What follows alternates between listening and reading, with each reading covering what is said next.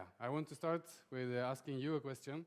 I asked Per-Anders about who I would be talking to, and he said, "Oh, I don't know. That's an interesting question." Please, if you can just raise your hands if you're a student. Yeah, most not students. Yeah, maybe about 20%. Engineering somehow. Yeah, about 10%. Natural sciences. Okay, we have 50%. Social sciences. No social scientists. Too bad. So we can, then I can say all the things that I thought I couldn't say about social science. Any other things here that we haven't mentioned? No? All are identified by these? Okay. So mostly engineering and natural sciences. So this is not going to be a very technical lecture, but I think it will be inspirational. I hope it will be inspirational in some way. This is me in my normal workplace. I'm 32 years old. I have a master in physics from NTNU and a PhD in physics from University of Oslo. I normally work as a research scientist at Institute for Energy Technology outside Lillestrøm, here outside Oslo. And I'm working with topics related to materials for solar energy and renewable energy more in general. When I present yourself, you always mention your favorite color, right? My favorite color is green. That means I'm very interested in environmental things, and I like to work with creating something that is good for a sustainable society in the future. Then the background for why I went to Malawi was that 2 years ago now, I was in a temporary job, also at IFE actually, but I was looking for other opportunities, and I wanted also to get some more international experience because I'm very interested in learning to know other cultures, learning different languages. I think it's something that we all should do more of. And I wanted to go out in the real world as a researcher or a student or a PhD candidate. You are locked inside with your machines and your computers all the time, and sometimes you ask yourself, does anybody really care about what I'm doing? So I was really motivated to go out and see some solar cells. I had never touched a solar module almost in my whole life, even though I've been working with that for 6 years. So it was about time to get out and see what it's doing for people there. Then, fortunately, my friend Thomas, who's sitting right here, was in Malawi working in 2013. So he sent me a link to this announcement 2 years ago, sorry. And I applied to this position, which is an exchange program supported by Fredskorpset, FK Norway, between Norway and Malawi. In Norway, we have a partner called Flora Upper Secondary High School, videregående skole. And in Malawi, the partner is Nkota Youth Organization, and I'll come back to that soon. But now, this is a project that runs every year, so you guys have a chance now. There's an announcement out for working in this position, actually, the job that I had. So you can apply before 2nd of October. So keep that in mind, and I hope that you apply and you tell all your relevant friends to also apply. The background for going to Malawi to work with solar cells is based somehow on this picture. Maybe you have seen it before. It's a picture or a compilation of pictures of the world by night. And you have North America here and Europe here lighting up quite nicely, also Eastern Asia. But Africa is more or less a black continent. And there's a big problem with access to electricity and lightning in Africa in general. The good thing is that the solution is already there. It's already available, at least. We have off-grid solar energy, put a small solar panel on each house, and in this way, I think that we can solve the problem of what we call energy poverty. There's about 1.3 billion people in the world today living without access to electricity, and I think that the technological development within solar panels, batteries, and lighting will bring the end of energy poverty within maybe 20 years from now. So I think that all of these 1.3 billion people will have, not all of them, but almost all of them will have electricity within 20 years. That's my idea. And this is something really huge. I mean, I was thinking about this, and this is actually just bullshit. As a scientist, I shouldn't put this, but I was trying to compare, to put it in aspect to something we can relate to. Because like over the last 25 years, we have gained here in our world access to internet. It's been a big change for us. It's changed a lot of aspects about our lives. And today, there's about 3.2 billion people in the world with access to internet. These 1.3 billion people will gain electricity access over the next 20 or 25 years. And I think, on a personal level, getting access to electricity is a bigger change than getting access to internet. So this development that we see now is something bigger than the internet. It's a really big change in the world, and billions of people will have a completely different life from what they have now because of the technological development on solar cells and off-grid solar energy. So it's huge. Back to Malawi. Probably you don't know where Malawi is. Almost nobody knows. It's a small country down on the southeast coast of Africa, not on the coast. It's a landlocked country, but it has a big lake called Lake Malawi, easy to remember, which is the third largest lake in Africa. So it's a very nice country, very beautiful nature. But they have some issues. It's one of the poorest, if not the poorest country in the world. And related to energy, about 90% of the population in the country don't have access to electricity at home. So almost everybody don't have energy. And there is no prospect of most of these people getting access to energy because the extension of the electrical grid is going very slow. So basically there is no viable solution for these people except solar energy. And when it comes to the electrical grid, it's also already overloaded. The capacity they have today is basically hydropower, and they're using most of the potential that they have, and they are now in a situation where they have to use load shedding, shut off customers in order to not overload completely the national grid. So it's a quite difficult situation. And this situation with so many people living without electricity brings challenges related to health, education, and business opportunities. I won't go into detail on that, but it's a challenge when at 6 o'clock sun goes down and it gets completely dark. You can't do anything.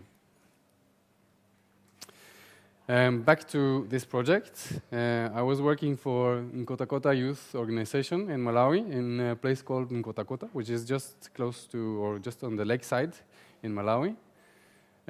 This organization provides different activities and services to the society in Malawi in Nkota. They have a cultural center with music, dancing, music school, painting, lots of activities for the youth. They have a vocational skills training center where people can train to become electricians, work with construction or welding, or get skills on computers. So this creates opportunity for local people and competence, and it's something really needed, especially on the rural area in Malawi. This Nkota is it's sometimes called the biggest village south of Sahara. It's not. There's a lot of people living there. There's about 300,000 people living in the region, but you get the feeling of that you're somehow in a village. And the latest part of Nkota Kota Youth Organization is what I worked with, which is the company called Kumutsikowale Limited. Kumutsikowale means bringing a lightning to the village. So it's very self-explanatory in the local language Chichewa. And people really like that name. And this company is now working as a daughter company of the organization. And it's a development that has been helped by this FK exchange. Daniel was there the first year in 2012. I thought he would also come here today, but he's in Stavanger. Thomas, who is sitting here, you can also talk to him afterwards if you're interested in knowing more about the project. Maybe you can raise your hand, Thomas. And then I was there last year, and now Andreas is there this year. I'll come back to that later. So Kumutsikowale was created with an inspiration to solve this problem of energy poverty and getting solar energy to the villages and to the rural customers in Malawi. It's organized as a social enterprise, and it's 100% owned by NYO, which is Nkota Kota Youth Organization. But it has a commercial business model. It's supposed to earn money, and the money that it's earned is going back into NYO. And we're not working as an organization, and we're not giving away anything for free to the customers. And the business model has 3 pillars, I should say. One of them is direct sales of solar energy products in a shop that we created. Another is the village electrification programs, where we were investigating different ways of getting solar energy out to the people in the villages. And the third is a more engineering part, where we're working for bigger customers with installation of big solar plants, which means actually very small, like a maximum a few kilowatt plants. So it's very small actually, but big for local standards. My job when I was in Malawi was to start this. When I got to Malawi, I got a business plan from Thomas, or some kind of plan for what to do. I got documents for a company that he had registered, and I had some funds to my disposal for starting especially the sales of solar energy and the rural electrification that Thomas had applied for and gotten through the Norwegian government or the Norwegian embassy in Malawi. So it was a good starting point, but I was kind of humble towards the task of starting a company. I would never think about starting a company even in Norway. So going to Africa and starting a company, that was something really crazy for me. But it worked out somehow. The title of the lecture is 1 year in Malawi. So this is 1 year in Malawi. Things happen really fast. Things happen all the time. I mean, it was the most experience-filled year in my life, most definitely. And I can't go into detail about everything that happened during the year. So I think I would like to go back to something I mentioned in the text when I outlined the topic of the talk, which is technical and social challenges related to introducing solar electricity. That can be almost anything, but I will try to come back to that. This is Malawi. This is how most people in Malawi live. As I said, very beautiful country. And most people live in small villages, in rural households, no access to electricity, bad roads, but they live quite happily, actually, in the end, anyway.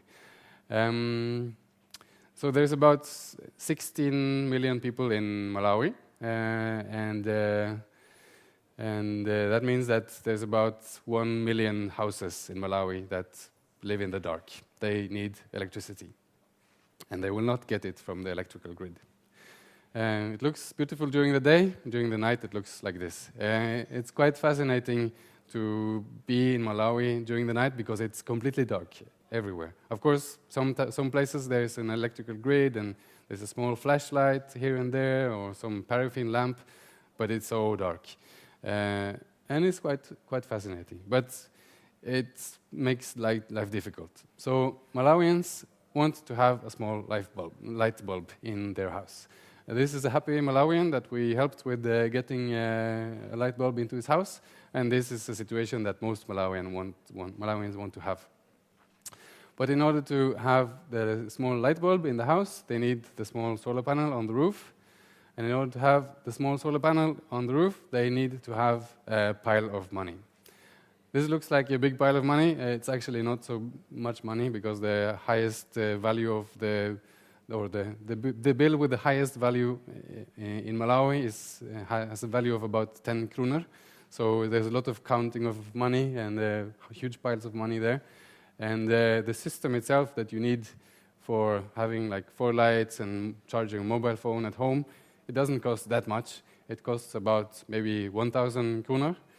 So for us Norwegian, it sounds like nothing. But for Malawians, it's quite difficult. It's difficult to build up this amount of money because they basically need all the money they have. It's not like in Norway that we earn more money than we actually need. We save it in the bank account.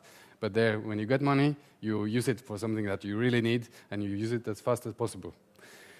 So money is distributed over time rather than in piles.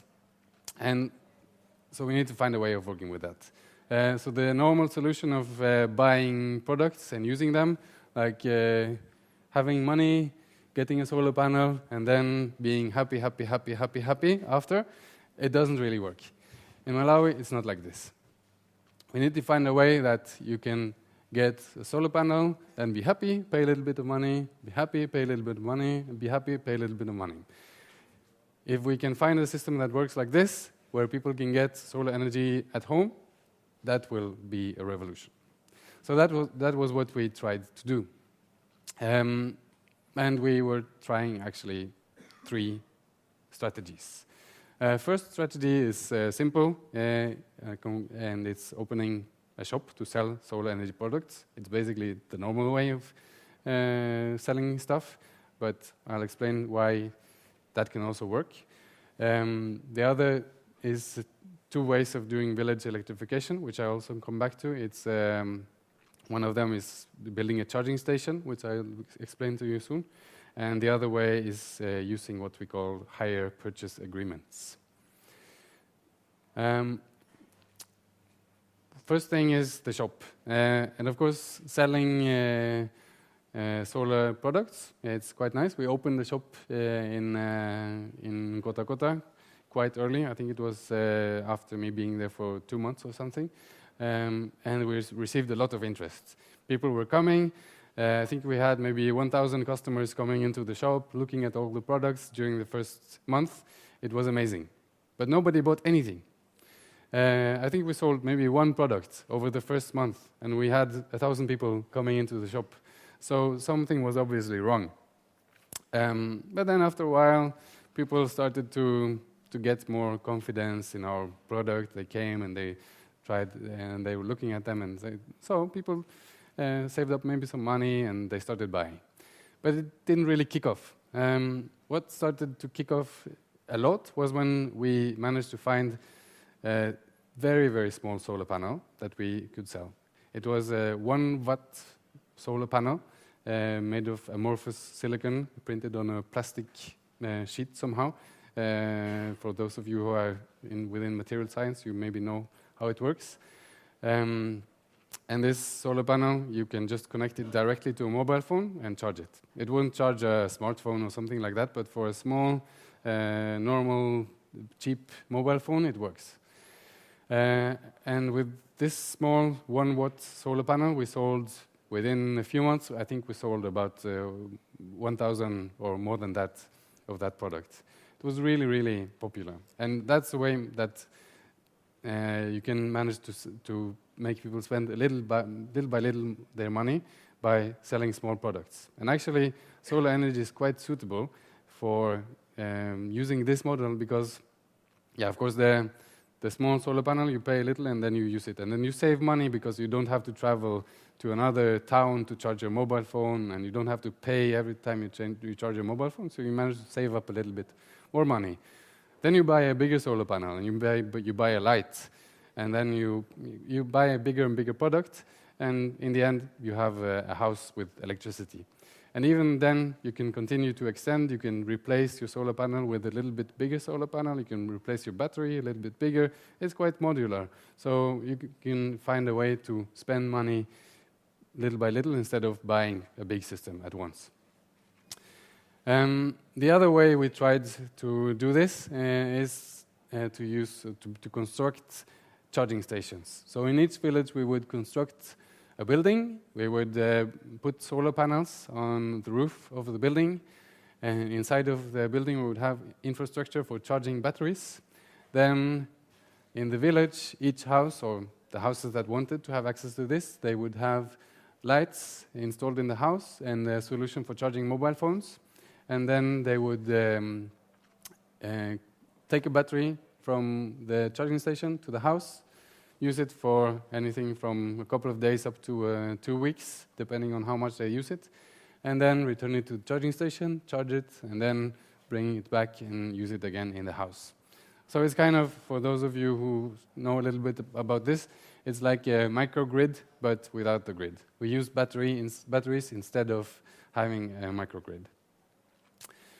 And in this way, instead of charging 1,000 kroner from the customers to have solar energy, we can just charge something like close to 100 kroner for connecting the house, putting up the lights and the mobile charging thing in the house.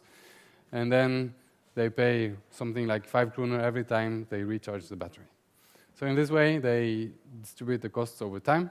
And it's quite flexible, so for times when they have little money, they don't have to buy, and then for when they have more money, they can spend more money and have more energy in their house.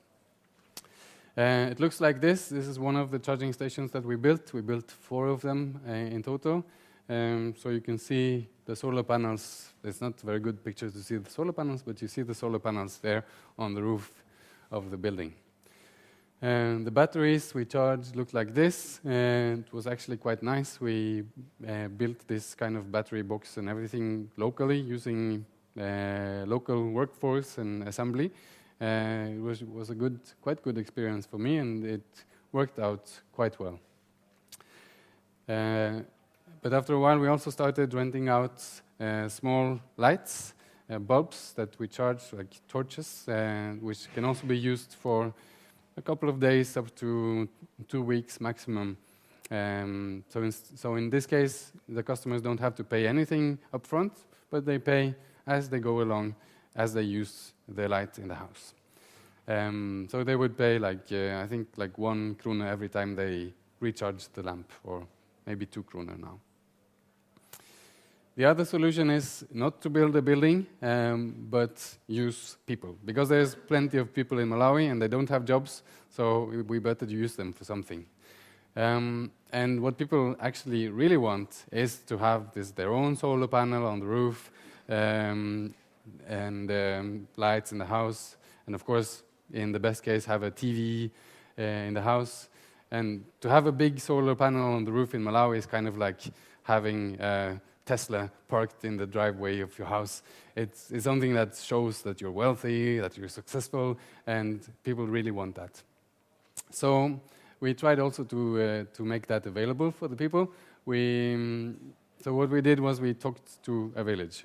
Like societies in Malawi are organized around villages with maybe 100 to 500 households in each village.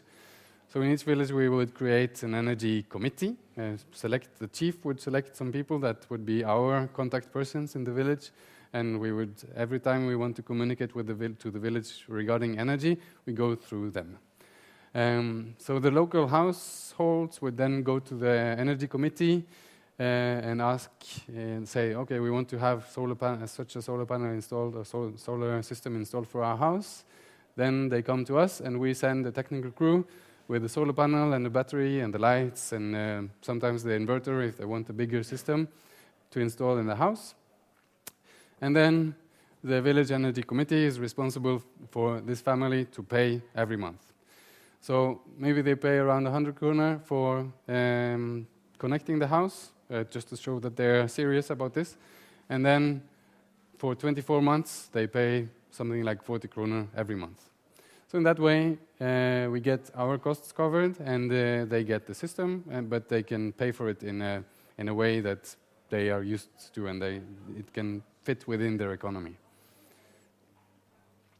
It looks typically something like this: small solar panel on the roof, small lamp or 2 to 4 lamps in a house, and a battery pack where also you can charge the mobile phone directly there. Like almost all households in Malawi have mobile phones, even though they don't have electricity. I also want to say something about doing business in Malawi. It's quite different from doing business in Norway, especially when you want to do something new, like solar energy. People don't really know how it's working, and these village projects were kind of developed in very close collaboration with the local village authorities. So you just don't just open a shop or drive a car into a village and start selling products. It's a larger process. So what we would do is normally first we call or we try to come in contact with the chief of the village to arrange for a day to come and talk to the village. Then on a certain day, all of the people in the village would gather under the biggest mango tree in the village. We come, we sit under the mango tree, talk to the chief, say hello, mulibwanji, ndilibuino, and then you start building a connection.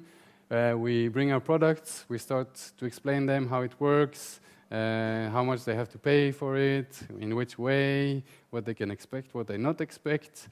Then they get happy, they start singing and dancing, and it's something that never happens to me in my job in Norway, unfortunately. Then we come, we do the installations. All of the villages there, we have maybe around 100 people watching us while we do the installations and the work. All of the kids are looking, well, what's going on here? It's the first time they see a cable and switch in the house. Very exciting. Then we come back after 2 months. People are a bit grumpy about things not working as they expected. So again, we have to gather under the mango tree, explain the products. They dance again, they're happy, and it goes around like this. It's a different way of doing things, but it's nice. I liked it a lot. I don't know, I don't keep time, but I'm already at the conclusions. Yeah? Yeah. Conclusions. Some recommendations for me, what I feel that works. First of all, the combination of solar cells, batteries, LED lights, and mobile phones is a killer combination. It changes everything for people in Africa. Especially of course, mobile phone, we know it has been a development for some years, but the new now is coming with having electricity at home. And especially development of solar cells, which has, the price has decreased by more than 90% over the last 10, 15 years. Battery technology is also developing. Actually, it hasn't quite reached Africa yet. They're still using mostly old lead acid type batteries, but it's coming, and that will also be a big change.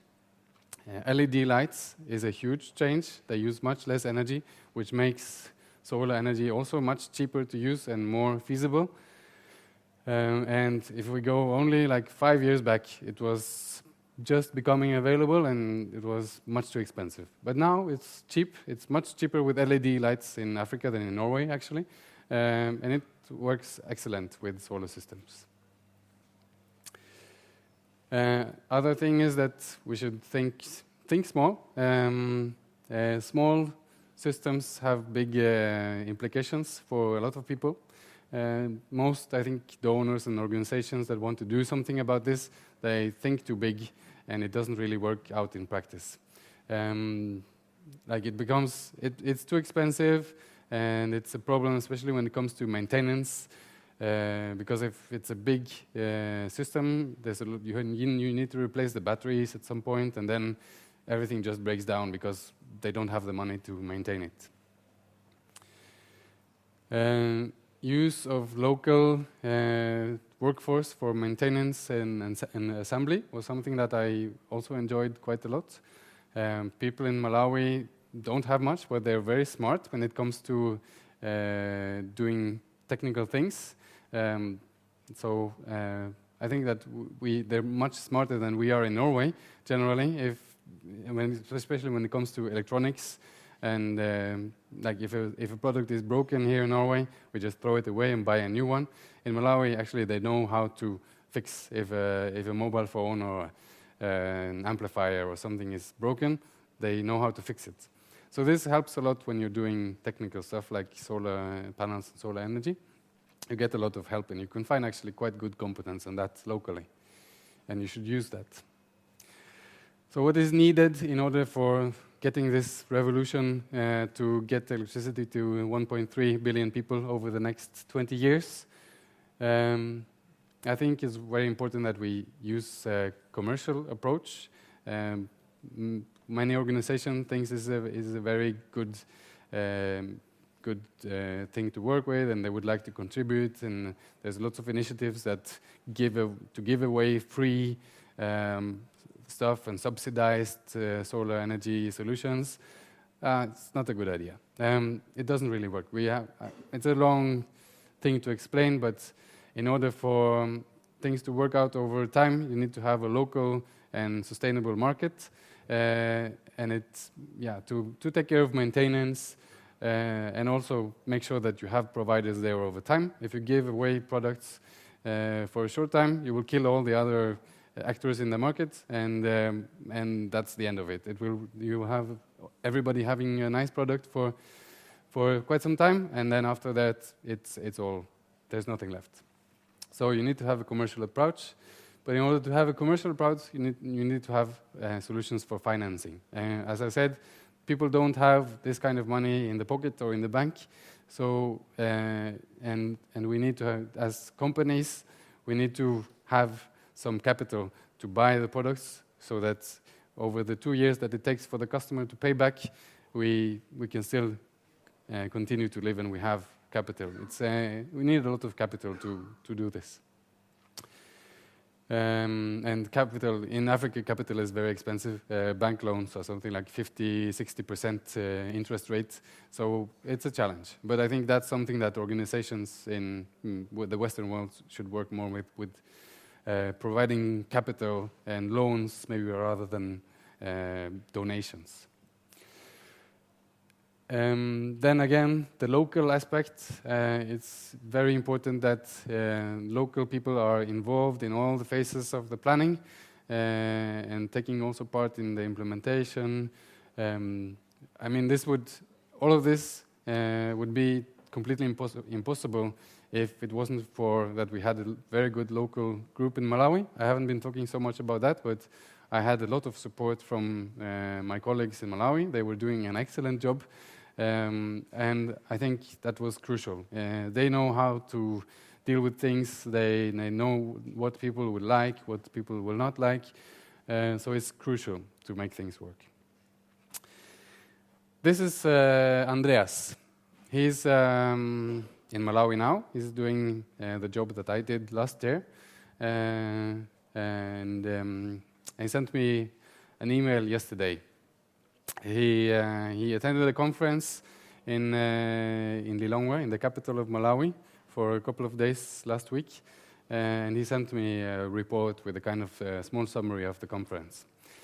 And he said, I must say that I'm worried that the Malawian government will not be able to meet the challenges of rising energy demands and rapid population growth. It is in the hands of donors and private businesses like us to make a difference. Our work is really needed. And I think this is a very good final note of the lecture. It really shows that this kind of initiatives are really needed and can make big changes in the local societies in Malawi. And we cannot depend on governments making the right decisions and providing the right funding or support for making this change. So finally, I would like to thank all of these organizations: FK Norway, Nkota Kota Youth Organization, Flora Upper Secondary High School, Project Malawi, which is a student company run by the students of Flora Videregående Skole, and the Embassy of Norway in Malawi for supporting the project, my FK Fredskorpset colleagues, and of course all of my colleagues in Kumutsikowala, which did an excellent job, and it would be impossible to do any of this without the big dedication of all of these guys. So again, I mentioned this. You can apply for working with these guys next year. I encourage you to do that. So thank you very much for your attention.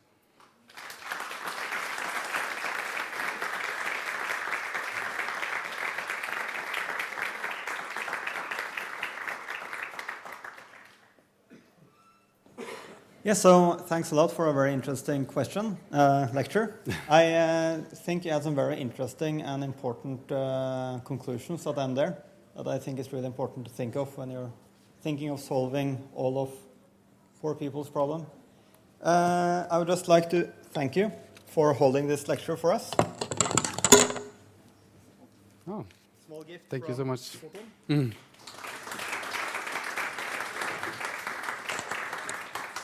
And then we open up for the questions. And just raise your hand and I will have to run around with this thing.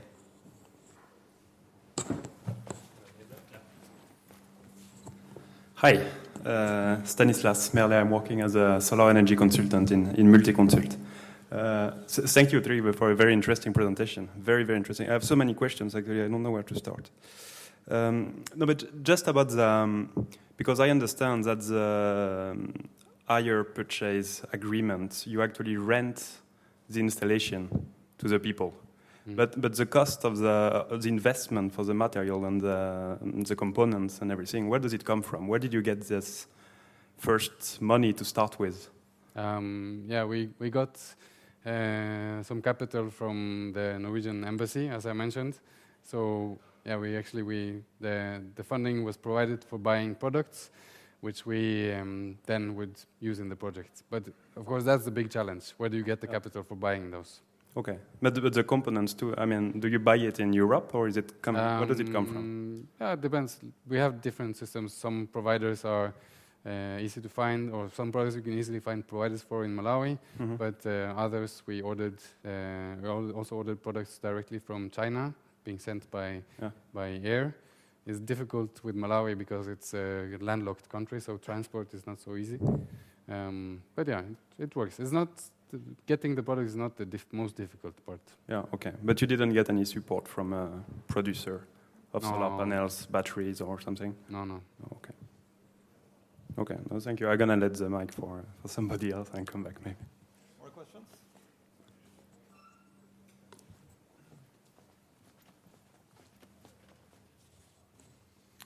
Hello, this is Jørn Strømholm from Green Technology Norway.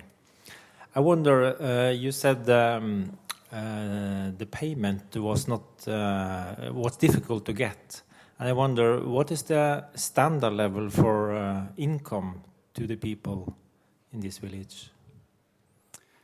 You mean average income? Average income, yeah. I don't really know how to calculate or what is the average income, but I know that if you have a job, maybe the average salary for very low, like most people have very low paid jobs, and most people would earn maybe like 150 kroner per month. That's for the people that has a job. But most people don't have a job, they do agriculture, and I have no idea what is the income from selling rice or maize or what they do. On one slide, you said, or you showed that they paid approximately 40 crowns for some month. Yeah. And then I wonder, what is the payback for those investing in this equipment? Do you know that? You mean what is the interest rate for those who have the money and invest? Yeah, how long do they have to pay before they have? Yeah, we had a down payment period of 24 months, 2 years. Okay. Yeah. And then they own the equipment. Then they own the equipment. Okay. More questions?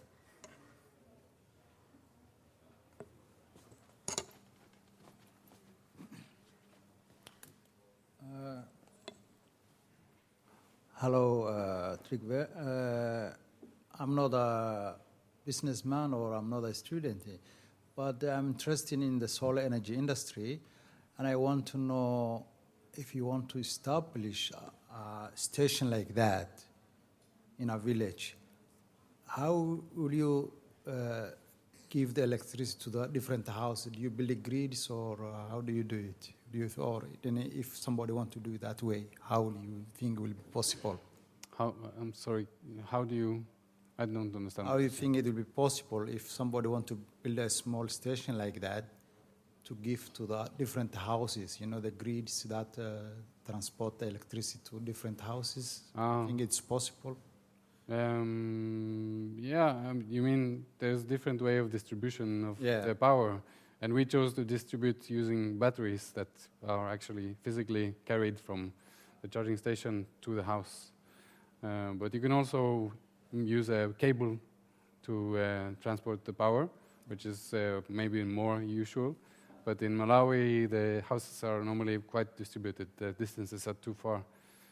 So that's why we chose to use batteries so that they can carry. Okay, so you do not use cables, just the batteries, you lift it and put it on? No. That's how you do it. Okay, thank you very much. So, more questions?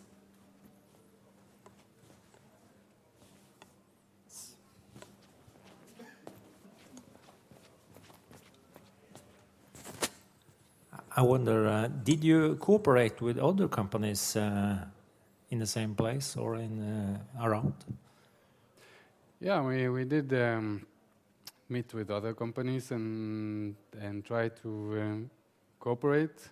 But yeah, I'm not a businessman myself either, and so I don't know how it's normally, but I found it very difficult actually to cooperate. I don't know if it is African business culture or if it's just business culture in general, but for people to share information and like everybody's trying to earn money from everyone, so it's difficult to collaborate with other people, and it's when you get too close, it gets kind of hostile sometimes. But we did have good collaboration with some companies. Did you discover some corruption or something in your work? Of course, there's always corruption. There's always an opportunity to be corrupt, I would say. But if you don't want to be corrupt, you don't have to be corrupt. It will work out somehow. Yeah, as long as you are a friendly person and manage to build relationships with people in a good way, then you can also manage to do business without doing any corrupt things. Thank you. I think you do a very good job. I will shoot in a question myself. This system that you have where you pay a little over time, how did that compare with like microloan systems and such, do you think? Yeah, it's something very similar to microcredit and microloans, I would say. Actually, I don't really know how microloans work so much. I mean, there's also some initiatives on that in Malawi, but I think it might, as in my understanding, microloans are generally a bit larger, like if you want to start a business or something. But I'm not sure. Maybe I've misinterpreted, but it's kind of the same thing.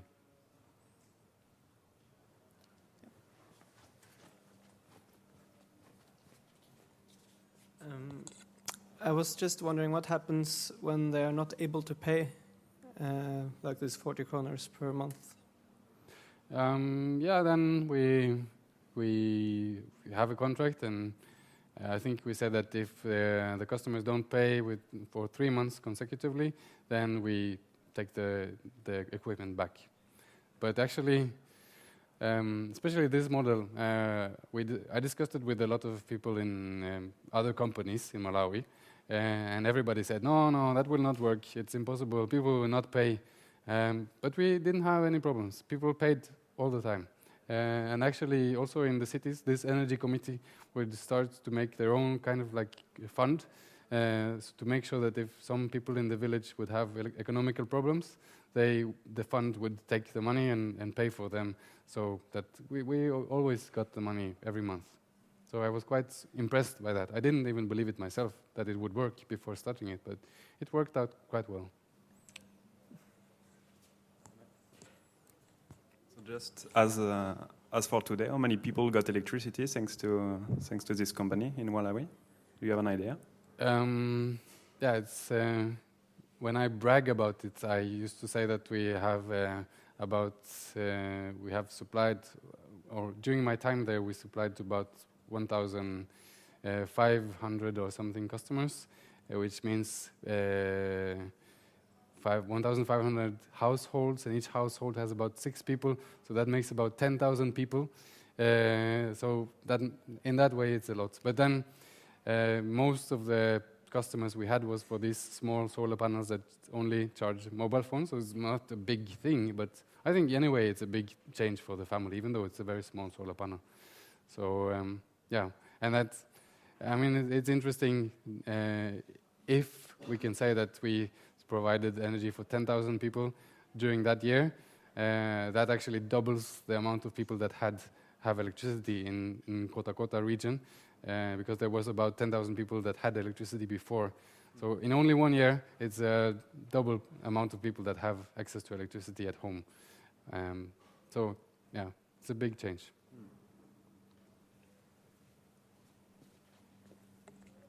Yes, are there any final questions?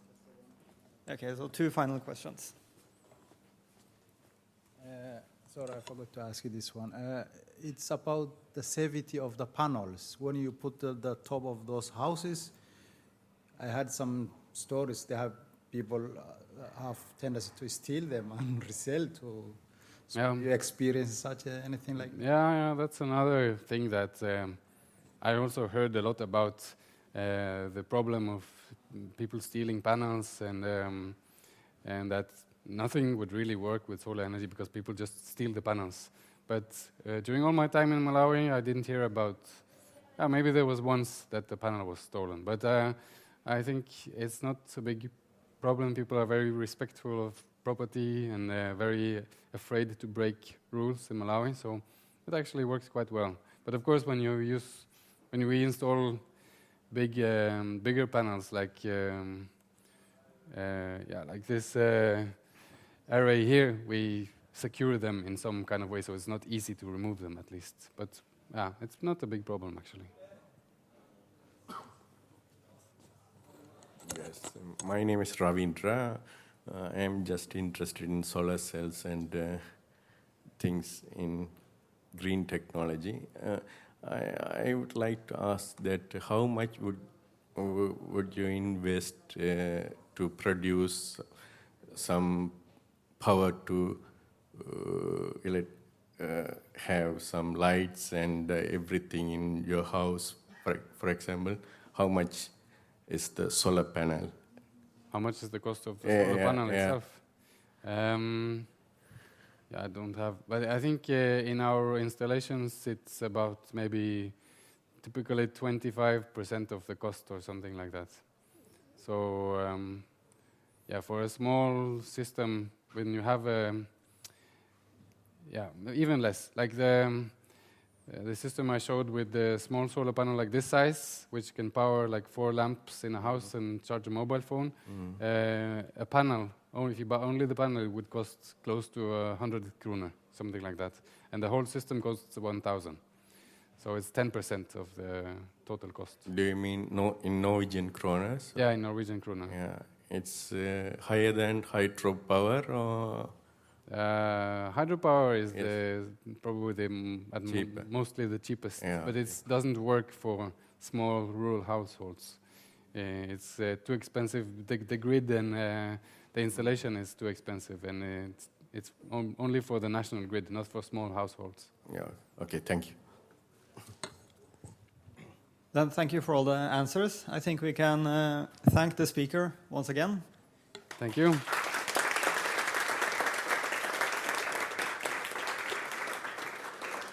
And thanks to all of you for showing up. There is still a few more solar buns and maybe some coffee, I don't know. So those of you who want, just grab a bun on your way out.